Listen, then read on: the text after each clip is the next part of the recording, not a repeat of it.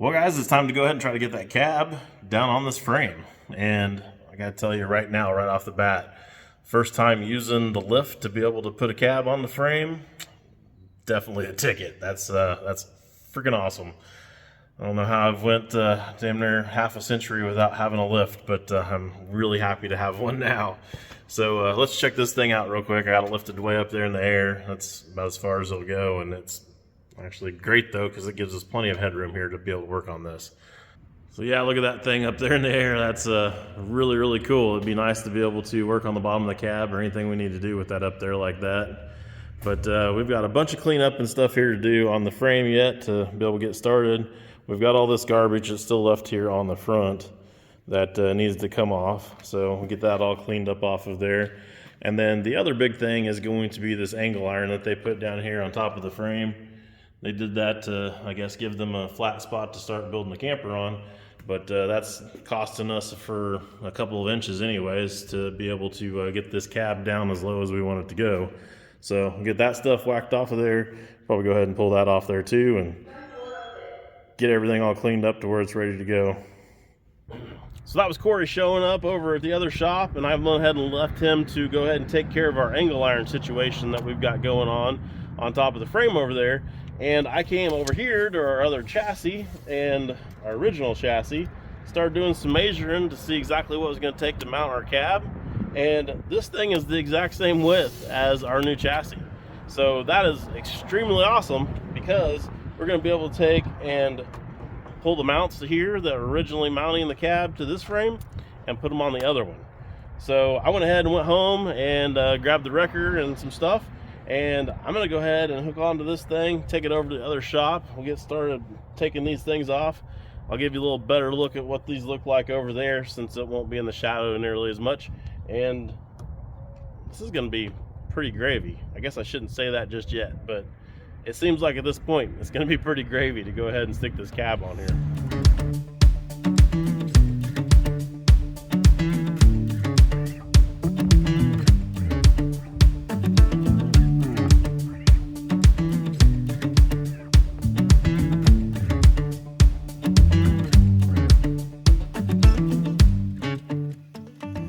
So yeah, that's pretty awesome. If you guys can see that or not, the carrier bearing is sitting there just smoking. It was probably doing that the last time I hauled a load of rock with it too. Just one more problem and another reason why this thing needed to be tore apart. Okay, so here's that better look for you guys on the mounts. It's nothing special, just a pretty simple bracket there. The other is just through this cross member back here. So I think what we'll do is just go ahead and try to take all these rivets out, and then that'll free up this cross member. We can take this whole cross member and put it into the other frame. And same with these mounts here. We'll just be able to take out the few rivets that are in there, and then go ahead and just take the whole mount and just sit it on the other frame. We'll just drill a few holes at that point, go ahead and bolt everything all up, and it'll be done. And then we can go ahead and mount the cab on. The only thing I need to do now at this point is I do need to go ahead and measure from like where the center of the cab bolt is to where the center of our axle is, so I know where to locate it on the new chassis. That should line everything all back up to where everything is centered in the wheel well and all of that. There shouldn't be any problem with motor and firewall clearance, I wouldn't think, because those trucks did come with the option of having a big block, so the big block should fit right down in there, as long as they didn't change kind of the location of where the motor's at in relationship to the front tires. But regardless, this is what we're doing, so if that ends up being a problem, I'll just have to cut on the firewall. But I'm crossing my fingers at this point, hoping that that's not going to be an issue.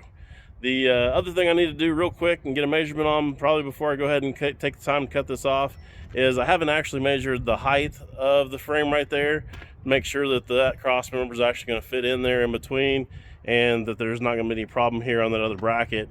But I don't foresee any problems there, so I'm going to go ahead and get those measurements real quick, and then if everything looks good, I'm going to get started cutting. So from our center of our axle to our center of our hole, looks like, I'm gonna say it's pretty well dead on 21. And then the height of our frame, I'm just gonna go on the inside there to the top here, we're at 9 inches. So let's go measure what the other one is. The other thing I was just sitting here thinking about too is these tires are actually a lot bigger than the other tires. So I'm gonna measure them real fast as well, because that might make up all of the difference that I was really worried about on our measurement to getting the step down to the right height. So our tire height here is about 39 inches, thereabouts. So our tire height here is about 33 inches. So that's pretty good.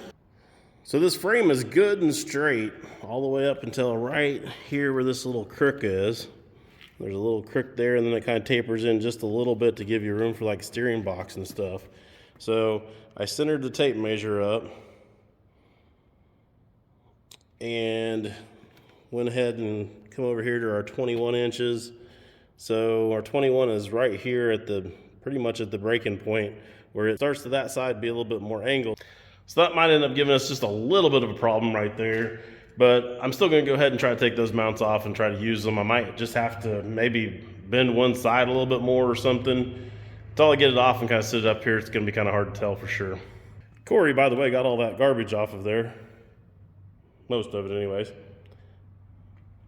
So now for our frame height, I went on the inside. Make sure we're down all the way there. We are a little bit different there as well. So now I'm not sure what I'm gonna do.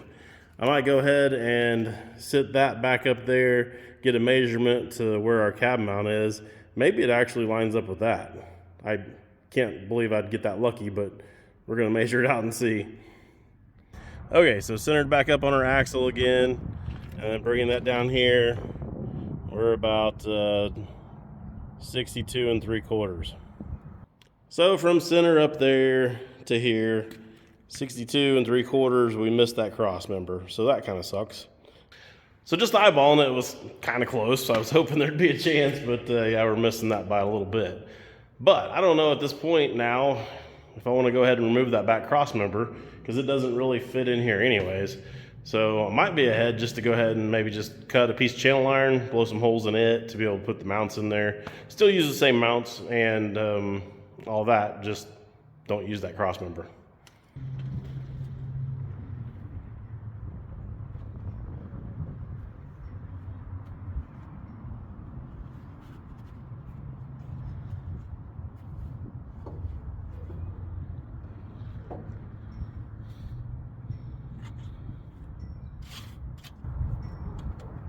Yeah, I don't know, as crusty as these holes are, this one's even worse over here. It's really crusty. There's not a lot of that cross member left right there, so we're gonna leave that one. I'm not gonna take it, and yeah, I'll just use like a piece of channel iron or something to go across there. We can weld it in, gusset it all up, it won't go anywhere. But I am still gonna try to go ahead and take off these front ones. I guess I should get one more measurement, and that's across these holes here. Shouldn't matter, but just to be on the safe side. Frame's the same width. If they're bolted to the same frame, then they're same width frame, it should be good. We're at 40 and 9/16, 5/8, somewhere in that neighborhood. These holes too, they're like way oversized, just an FYI, anytime you're messing with any cab mounts with the big giant rubbers on them like this. So you can be quite a little bit off before it really even matters. I mean, I try to still be as close as I can always, of course, but yeah, you don't necessarily have to be. I mean, you can see how big that hole is. It's probably, I'll grab you and let you look here real quick. So yeah, this hole is probably half again as big a hole as what this is here, kind of elongated out that way. So I've seen some old trucks that had the frames really twisted and racked and all kinds of different stuff that still lined it up and looked decent when it went down the road. So I'm not super concerned about it, but we'll make it as good as we can get it, which will probably be way closer and way more precise than it ever was originally. So food for thought, if you guys want to take any of these brackets off, or you're ever trying to remove some of these rivets. If you've got a piece that you don't care about, kind of like I do with the chassis on this truck, it's not really a big concern of mine. you want to try to cut the heads of the rivets off, or the back sides of the rivets off, on whichever side you don't care about. So I should go ahead and cut these here on the bottoms in here. I will go ahead and cut the back sides of the ones going down the side, but I don't really feel like crawling underneath here in the dirt and having sparks fall on my face. So I'm gonna go ahead and cut the top ones here on the outside on the wrong side of this, and I shouldn't tear up the bracket, so it should be fine. I'll go nice and easy with it.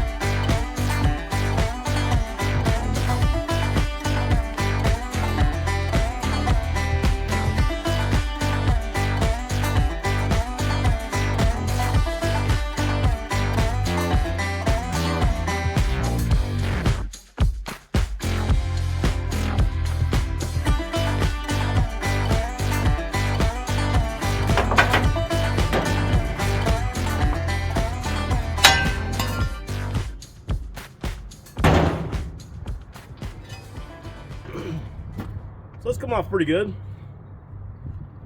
Got a little bit of stuff to clean up here and get those drive back through, but won't be too bad. All right, got the bracket kind of all cleaned up here after hacking it off with a torch, and then it's gonna go somewhere in that neighborhood right there. Need to go ahead and get some of this other junk out of the way here. Whoops, sorry.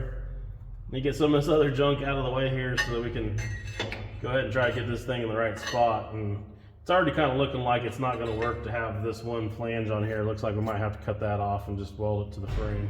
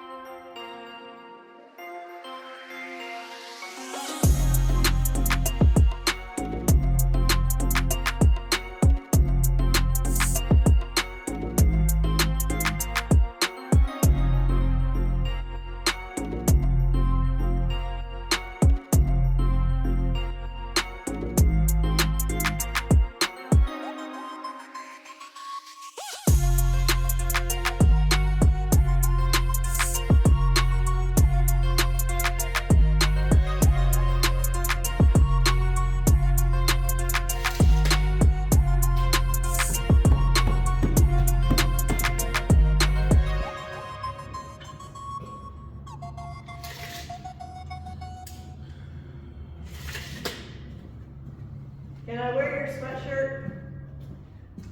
Do what? I found your sweatshirt. I didn't know you were filming. But it is 70 degrees outside and set to get even warmer. So I was all excited. I wore a little t-shirt and I get in here and this place is freezing. So I found this sweatshirt. It's like 60 degrees. Okay, it's not freezing in here, but for somebody just wearing a little t-shirt, it was cold, so I found something. But look at what's going on here. You got the cap. Is it on? Well, no, it needs to go down about 5 or 6 more inches. But This is cool. Let's I'm running into issues. How many inches? Well, that gap between the... Oh, I got the mount just kind of sitting there. I see the One hole lined up, so I put a bolt in there, and then I Yeah. put the rubber back on there just to get the measurement. So it's... So that's got to come down to that and touch that. That Yeah. doesn't work. What are you doing? It's 5 inches that it needs to go down. So, yeah, the cab right there is going to hit the valve cover on the motor. Okay. Come over here and look. You can see it's still that. Yeah. Now what? So do you? That's what I was trying to all figure out here. So, all right. So here's the deal. So that's hitting there. That's right where the gas pedal's at. But this truck's got 3 pedals in it, and we're only going to need 2. So we could technically move the gas pedal over to where the brake pedal's at, and the brake pedal on the other side of the steering column where the clutch is at, and it's doable. Not ideal, but it's doable. Yeah, I can see And- that happening. Then we can't slide the cab back any farther because I measured it all out. I got 21 inches off the edge of the door to the center of the wheel here. So I've got my straight edge here. Okay. I've So got why it can't that go back and just have that much more space to the wheel? because then the wheel won't be centered in the opening. It'll look dumb Oh, because of the front clip. because the fenders. I forgot we've got fenders.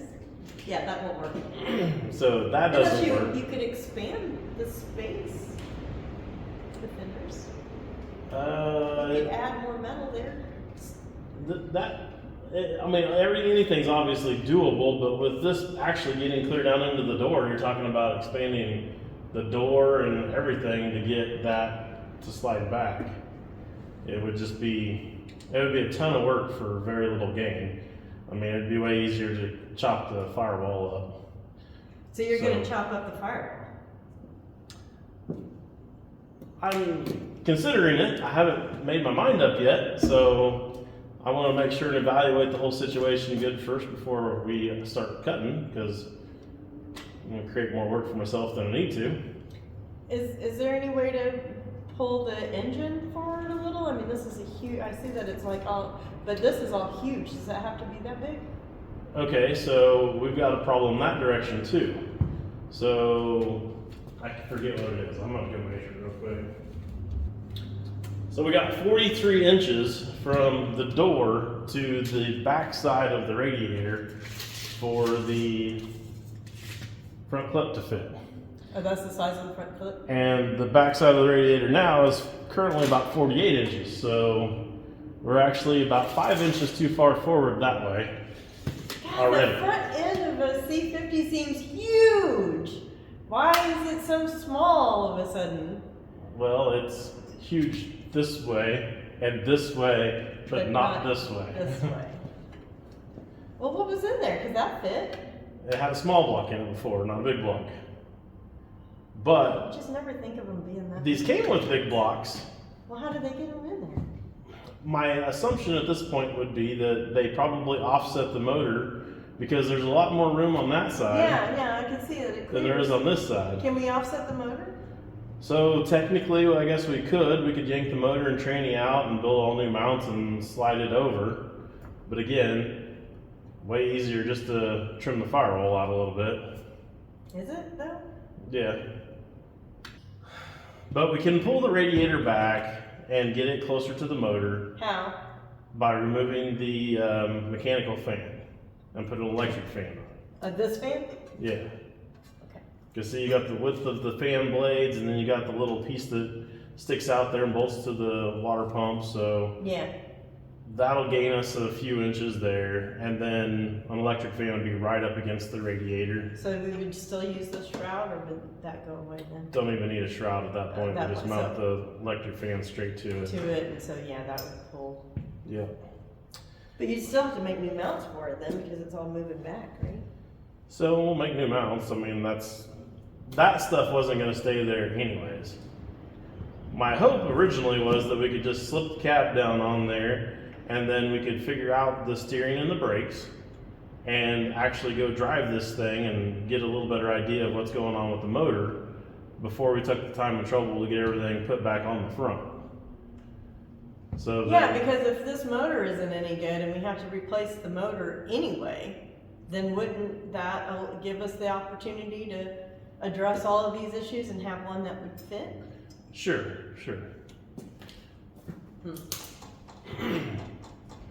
I mean, I'm assuming that the motor's going to be okay. It did start right up when we were messing with it before. Well, yeah. And after looking at it here right now, it had vacuum lines that were bad. There's a spark plug wire over here that the mouse has chewed completely in half almost.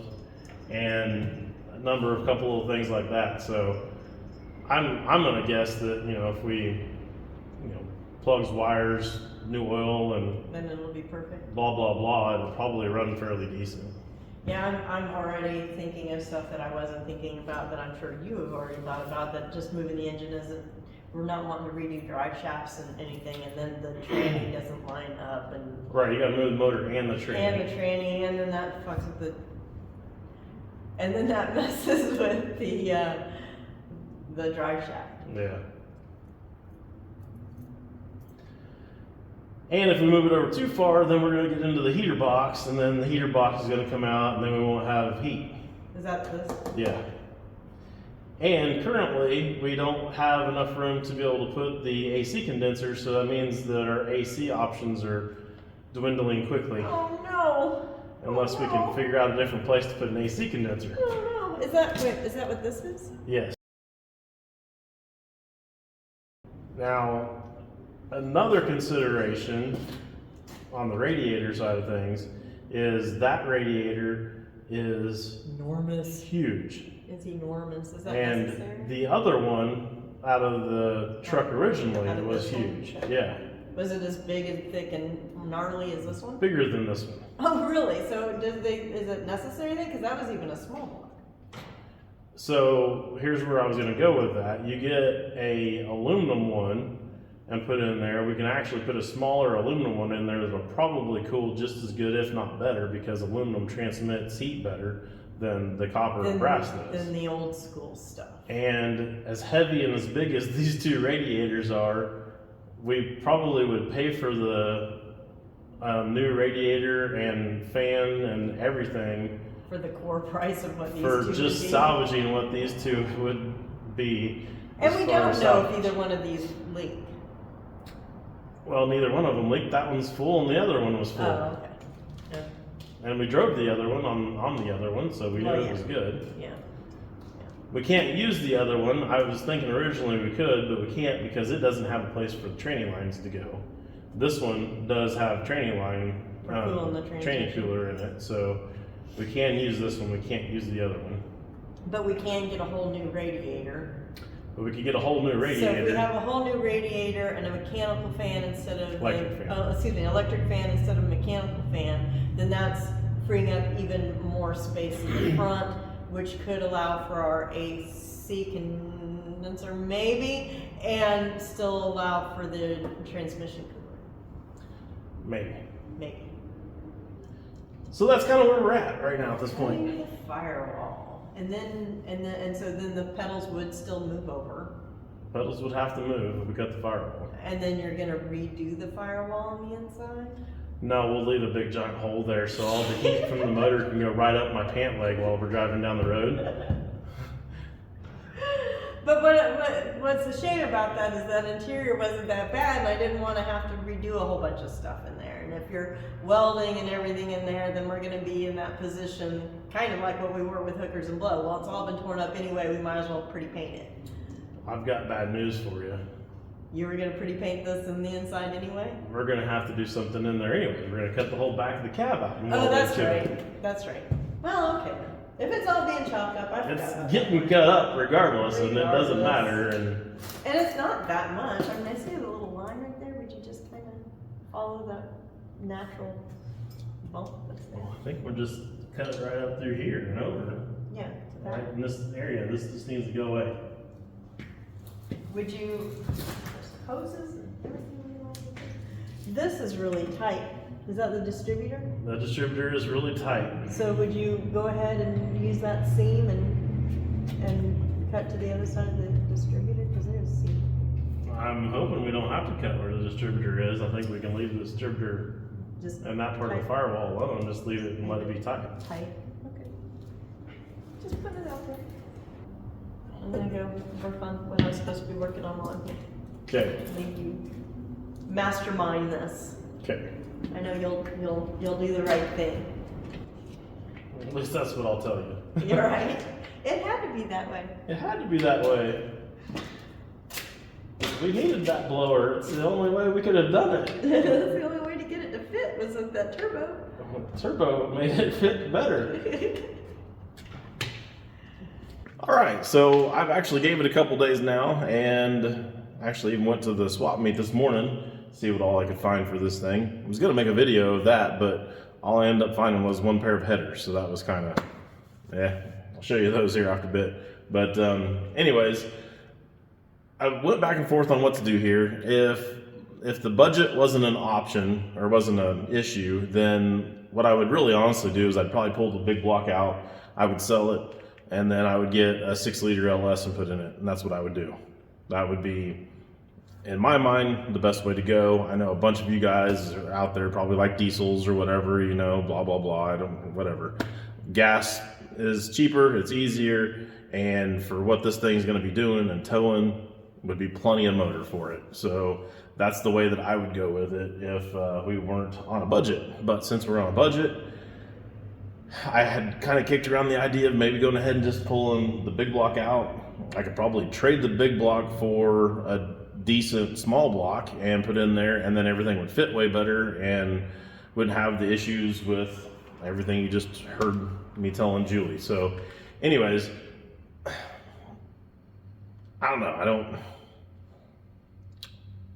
I had small blocks that would be fine and would pull it and all of that, but at the same time, I have to think that the big block, in theory, should have a little better ability to drag some stuff down the road than the small block. So I think I'm gonna go ahead and just stick with it. We've already started on this path. Let's just stay on this path. I'll go ahead and cut the firewall. I'm gonna do that here in a second, and then we'll just go from there. And we'll just take whatever licks we get as they come to us.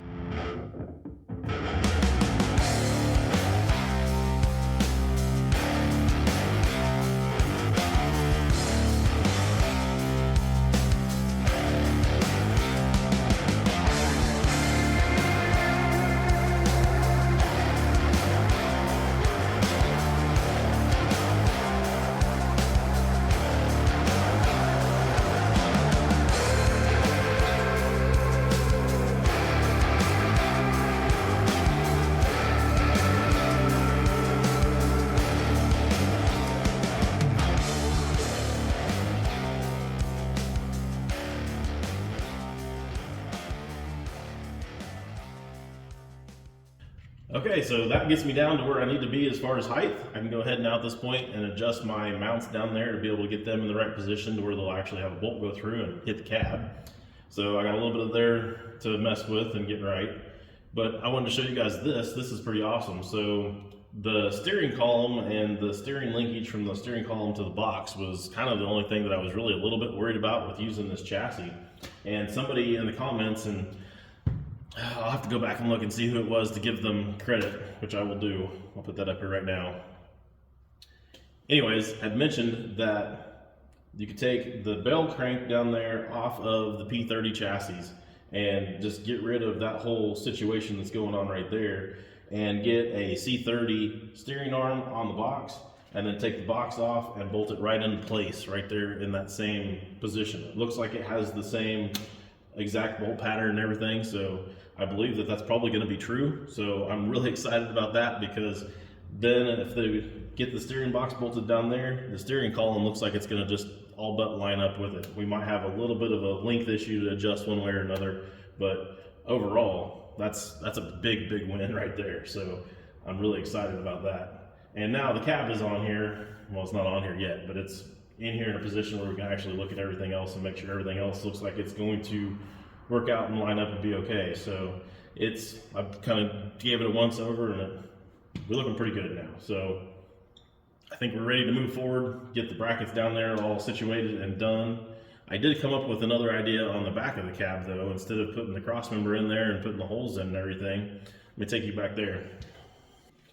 So I need a cross member in there to put the 2 cab bolts in, which we talked about earlier, and this one misses it.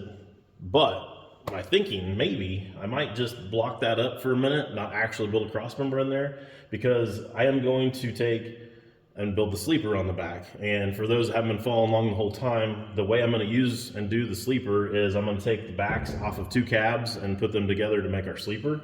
And when I do that and attach it to the back of this one, I think we're going to actually be right out here, right about where we're going to want to be at for this cross member to be our cross member that could mount the front of the sleeper / back of the cab. So I don't see any reason to put another cross member in there and then get everything all attached and then turn around and then come back over here and have a cross member that we're not using. So I think we're going to use that and it's going to work out. I'm confident of that at this point.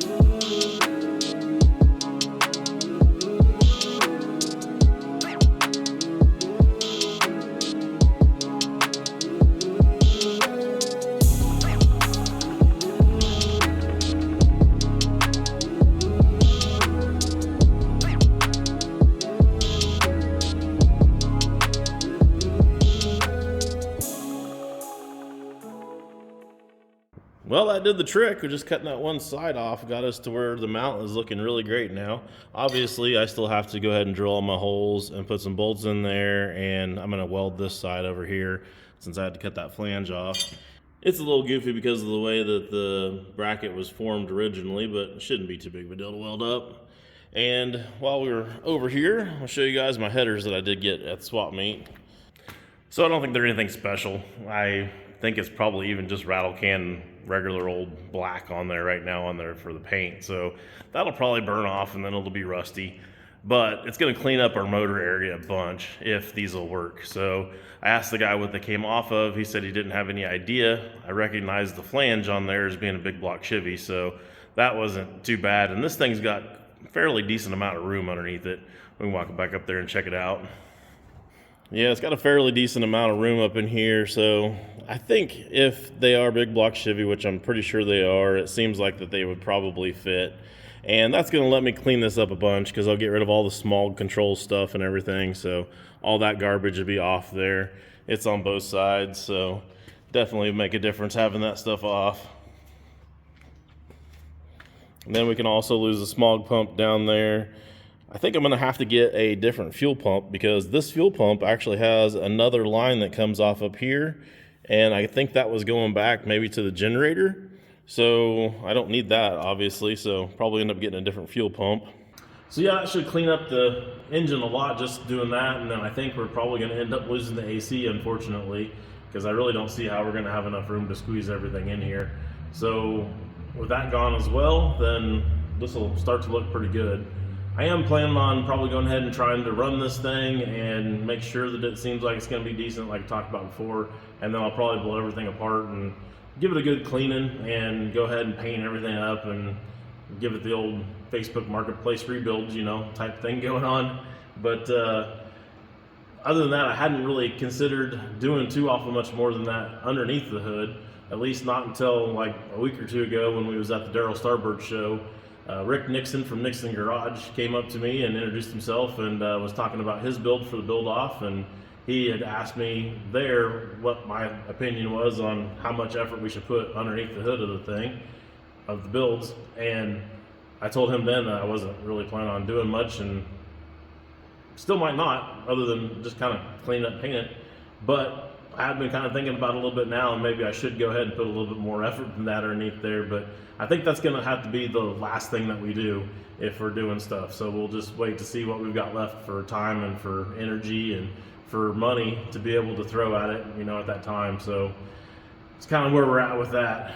On that same note, with talking with Rick, he was telling me that he started a YouTube channel just to basically document the build and kind of keep motivation going and all that kind of stuff. And I went over and checked out his channel, and the build's going to be pretty cool if he pull off what he's talking about doing, and sounds like he knows what he's doing, so we'll see. But anyways, long story short, it kind of gave me an idea that maybe I should go ahead and put it out there and ask everybody that is in YouTube land, if you know of anybody, or if you are someone that's doing a build for the build off, to go ahead and let me know down below, and let me know, like, if you've got a YouTube channel, or even if it's just maybe a Facebook page or something like that we could go and check out your guys' stuff.